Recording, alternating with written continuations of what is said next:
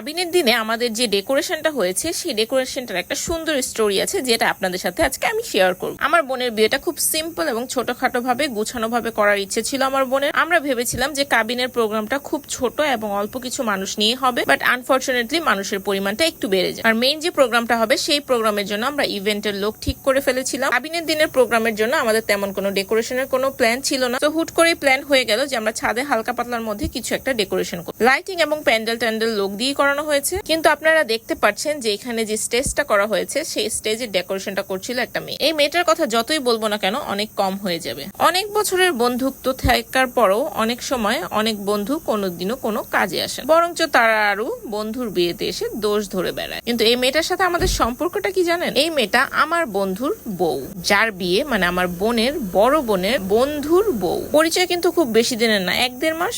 এই সুন্দর মেয়েটা সুন্দর মনেরও অধিকারী, যার কারণে আমার ছোট বোনের বিয়েতে নিজে সেই সুদূর মোহাম্মদপুর থেকে বাসাবো এসে এইভাবে ডেকোরেশনের প্রত্যেকটা দায়িত্ব সে নিয়েছে। তাও তার সাথে তার হাজবেন্ড ছিল না, মানে আমার বন্ধু ছিল। এই মেয়েটার কৃতজ্ঞতা আমরা যতই বলবো না কেন খুব কম হয়েছে। জীবনে অনেক বেশি আলতু ফালতু বন্ধু বান্ধব থাকা চাইতে এরকম 2-3টা ভালো বন্ধু থাকাটাই অনেক বেশি গুরুত্বপূর্ণ।